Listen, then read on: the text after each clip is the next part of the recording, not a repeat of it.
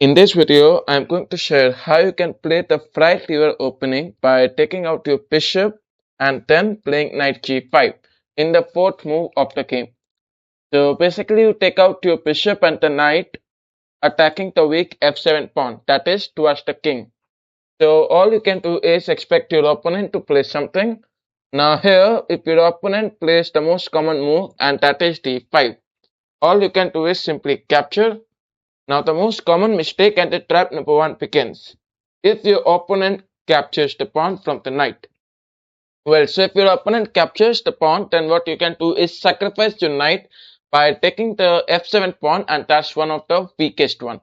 So basically if your opponent captures it, you may simply take out your queen, the bishop will attack and the queen will also attack.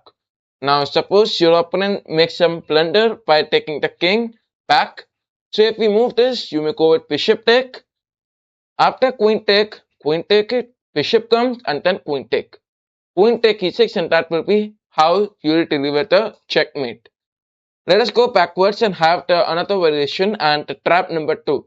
If your opponent plays king e6, you may simply take out your knight and over pressurize the center, especially the knight. The bishop will be creating pin, so you can say that black knight cannot at all move. So this is what you are going to take advantage of. So you'll have bishop, knight and the queen attacking the weak knight. Over here your opponent can try a lot of variations like knight b4, knight e7, and sometimes suppose if your opponent play this, it's just an example. If you do, you may simply take. After king d6, you may simply play queen d3 and block the knight from capturing the pawn. Otherwise, let us go backwards and come to the correct variation, and that is knight b4. That is the third trap. So after knight b4, what can you do? Well, so knight b4, you may simply go on with castling. If your opponent continues with c6, otherwise if your opponent like captures the pawn, then bishop take d5 is the way. And the opponent played knight b5 or knight b4 so that he could support this knight. So that's why I cannot expect that he could capture this pawn. Suppose he plays c6. You may simply go on with d4. If your opponent take, rook e1 check, king moves, and then you may take out your bishop.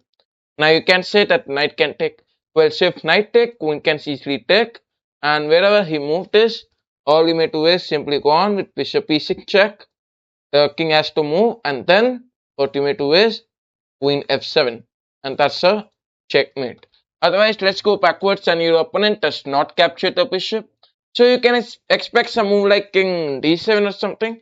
You may simply go on with queen g4, and that's a checkmate. Let us go backwards and have another trap.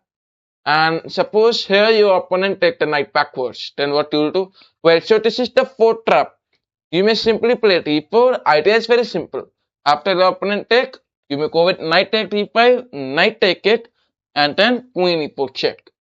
Now if you observe carefully, your opponent can play the king here, here, here, and here.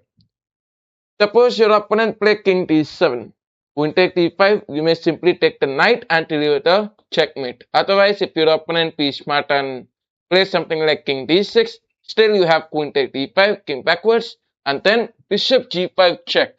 And obviously that's a very easy win for you. Because after king e8, you have queen take d8, and that's a checkmate. So this was the fifth trap, and if you enjoyed this video, do like the video and thanks for watching.